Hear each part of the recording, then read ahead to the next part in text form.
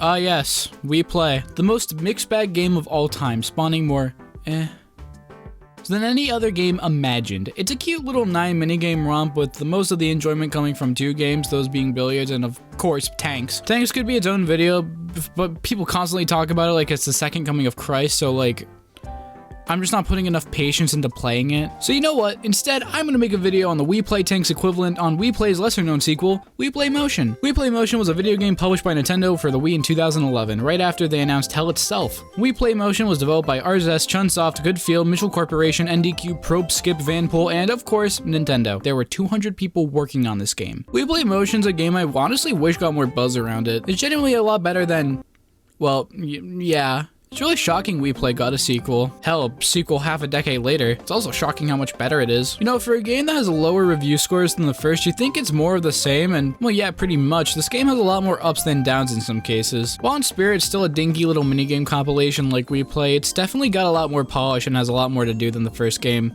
Speaking which,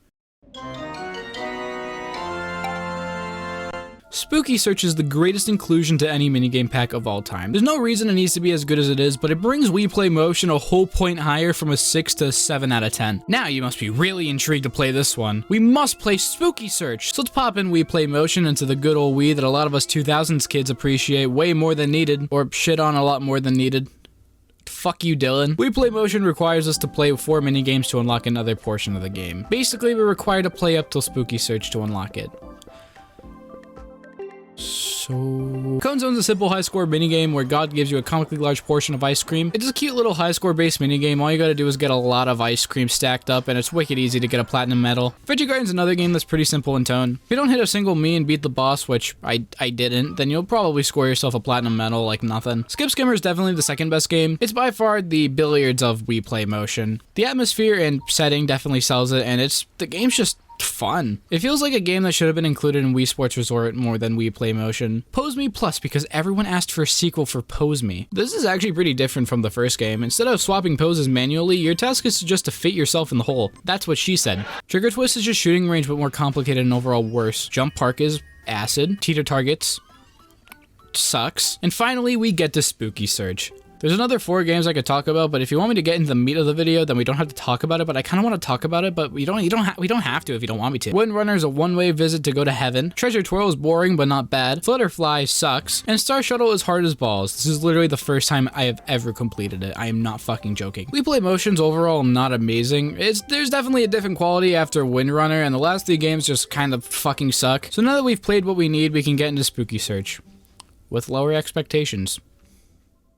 We just played the entirety of Wii Play Motion. Spooky Search has a simple yet fun gameplay loop. Pretty much all you have to do is catch ghosts with a catch. I know, I'll be here all night. The catch is that the ghosts aren't actually in that room, they're in your room. Yeah, playing this game's actually a creepypasta, now your house is haunted after playing the game. Good luck sleeping. The Mii's in front of you will point to a direction they see a ghost in. This is either above you, to your left, right, or behind you. Point your Wii remote up to where the ghost may be and listen for a beeping sound, or if the controller vibrates. The closer you are to the ghost, the faster your remote will beep until it cannot beep at all. And once that beeping becomes one long note, press B and drag that ghost onto the TV screen and capture it. Do this a few more times until you reach the mini boss at the end of the beat the stage. It's very simple, yet effective. Once you beat level 1, you go to level 2. Basically, you do the same thing with more ghosts and a different backdrop, but new catch alert, some ghosts might appear on the screen. They usually don't grab Mii's until level 3, but don't risk anything. Catch them as soon as you can. The difficulty ramps up a little bit and there's more caution need to be kept, but overall the experience is tame and pretty easy. Play until the last ghost and catch the last ghost. Level 3 is the hardest level. This shit ramps up.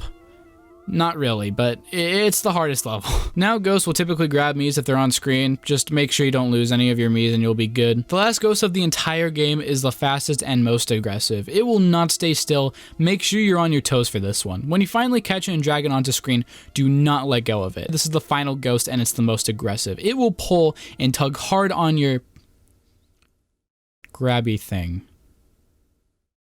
But once you've gotten him, you've successfully completed the Spooky Search and are rewarded with your platinum medal. if you didn't lose any Miis. The game is very, very simple. It's not complicated or frustrating at all. A 5-year-old can fucking play this. What I can say about it is that it's incredibly fun. The whole gimmick of pointing your Wiimote up, left, and all around is generally such a good idea. It's kind of weird because some of the coolest ideas for Wii games are just minigames in the Wii series. It's crazy such innovative games were on what are considered shovelware games. I don't know, I just had to bring that up. Anyway, what else is there to talk about? Nothing? What do you mean I have nothing to talk about? Wait, I have something to talk about. Just give me a second. All right, look what happens when you wait on the title screen. Whoa, hidden minigames? Nintendo spoiled such and you call them a shit company? Oh, I'll go.